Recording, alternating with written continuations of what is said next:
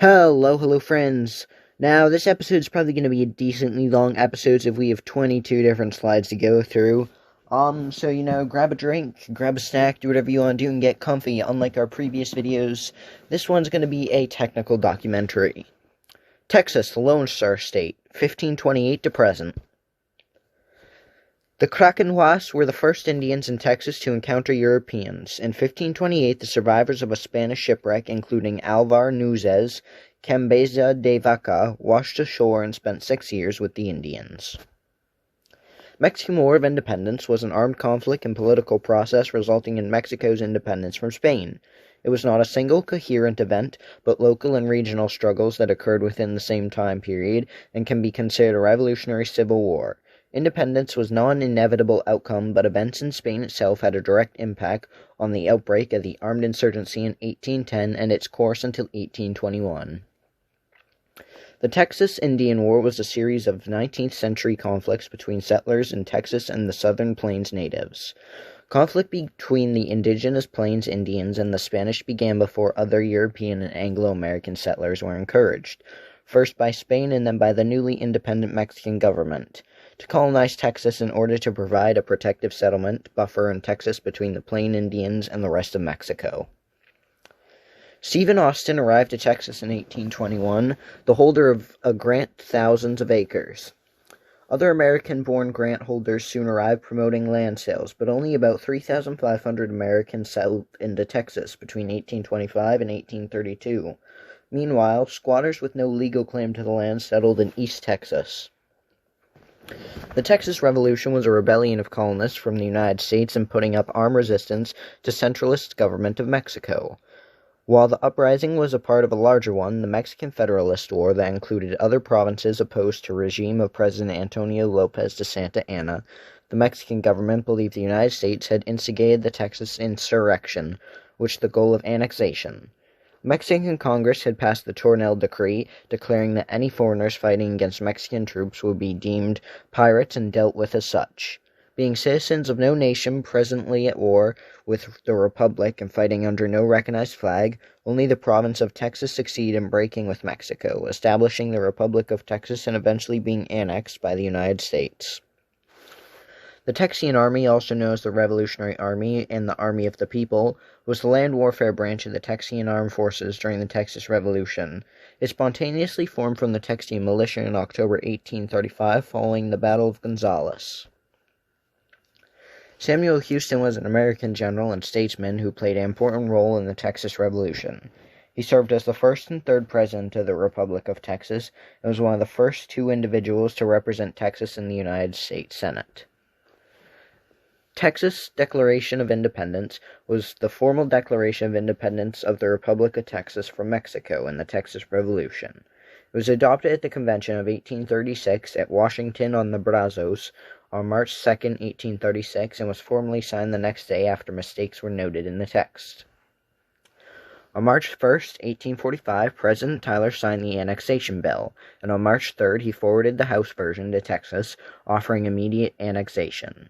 When Polk took office at noon Eastern Standard Time the next day, he encouraged Texas to accept the Tyler offer. Texas ratified the agreement with popular approval from Texans. The bill was signed by President Polk on December 29, 1845, accepting Texas as the 28th state of the Union.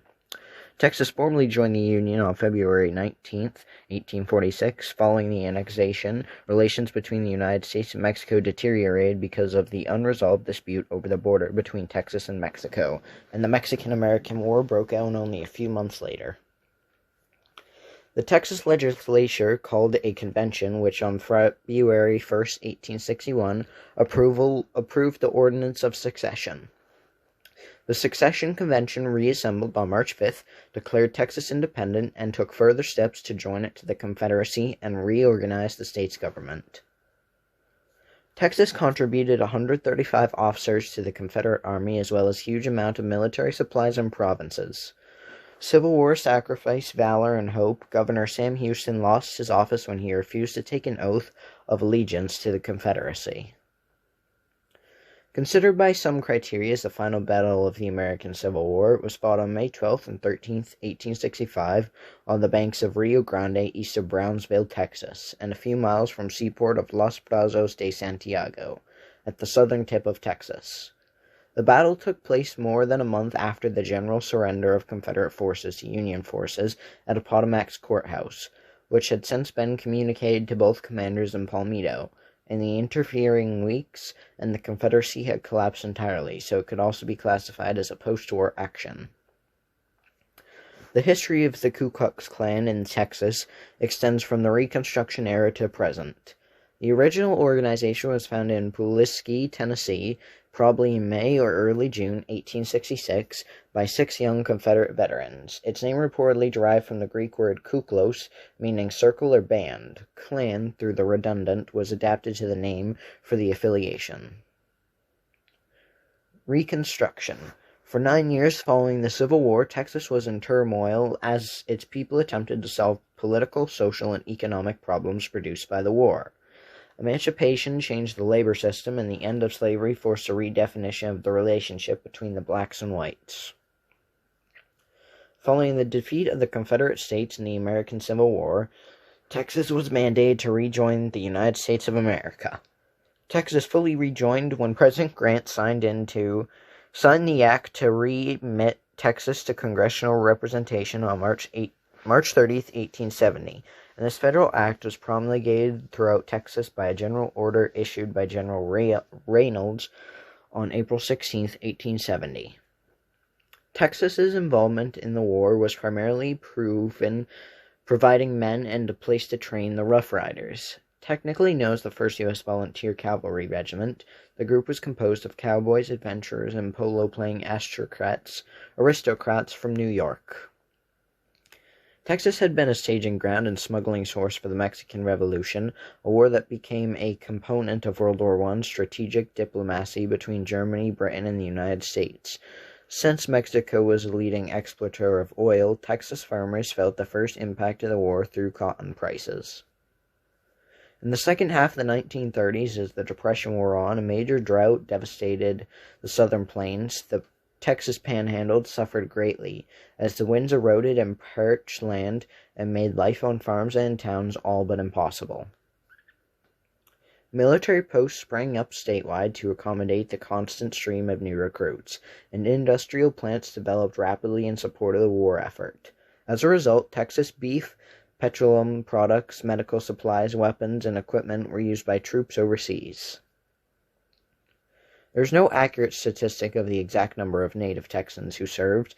Today, an enlisted 500,000 Texas residents claim to be proud title of Vietnam veteran. During the Vietnam War, Bell manufactured and sent more than 7,000 Hueys to the war for use by all military branches. Gregory Wayne Abbott is the American businessman, politician, attorney, and former jurist serving in 2015 as the 48th governor of Texas, as a member of the Republican Party.